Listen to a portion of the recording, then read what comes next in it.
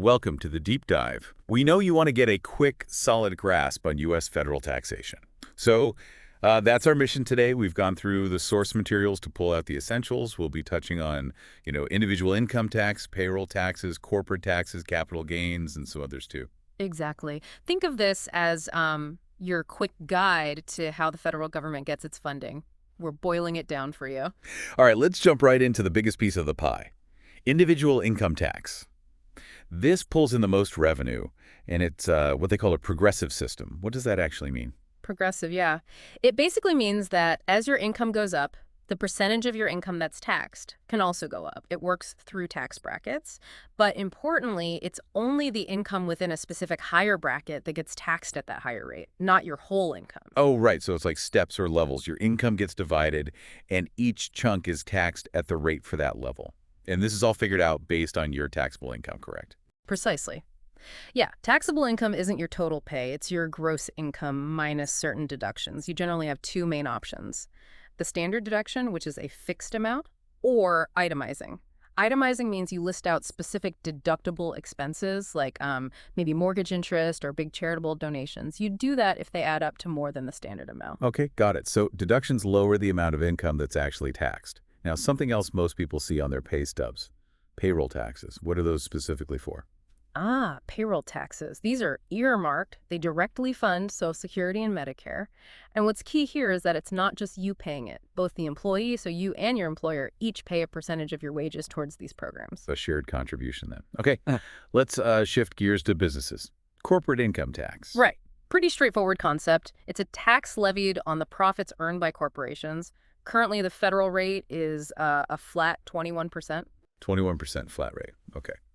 And what happens if you sell, say, stocks or maybe a house for more than you paid?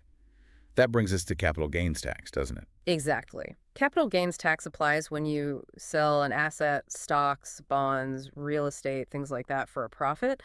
There's a distinction, though. Short-term gains, that's from selling assets you held for a year or less, those are typically taxed at your regular income tax rates.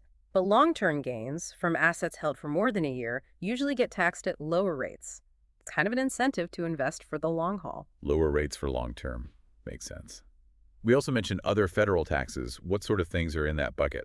Yeah, it's a bit of a catch-all. It includes things like federal excise taxes. These are often built into the price of specific goods, think gasoline, alcohol, tobacco. The gas tax, for example, often helps pay for roads and infrastructure.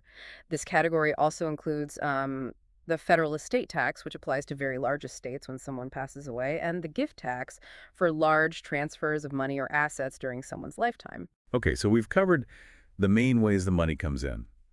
Where does it all go? What are the big spending categories funded by these federal taxes? Well, if you look at the major slices of the pie, a huge chunk goes to national defense. That's a big one. Then you have Social Security, providing income support for retirees and others, and also Medicare and Medicaid, which cover healthcare costs for seniors and lower-income individuals and families. And another significant expense is paying the interest on the national debt. Right, those are definitely the heavy hitters. Is there anything else major supported by these taxes? Oh, absolutely. Federal tax dollars also support a wide range of other vital functions. We're talking about funding for education programs, maintaining our national infrastructure, roads, bridges, that sort of thing. Plus, funding for scientific and medical research, resources for federal law enforcement, national parks, veterans benefits, the list goes on. So it's pretty clear the federal tax system, while maybe complex, is really the engine funding all these government operations and services. And the individual income tax, with that progressive structure we talked about, is the biggest single part of that engine. That sums it up well. It's how the government finances its responsibilities. And, for anyone wanting the absolute latest details or specifics for their own situation, the IRS website, irs.gov, is really the authoritative source. Definitely the place to go for official info. So here's something to think about as we wrap up, considering all those areas we just mentioned where your tax dollars go: defense, Social Security, healthcare, infrastructure, research.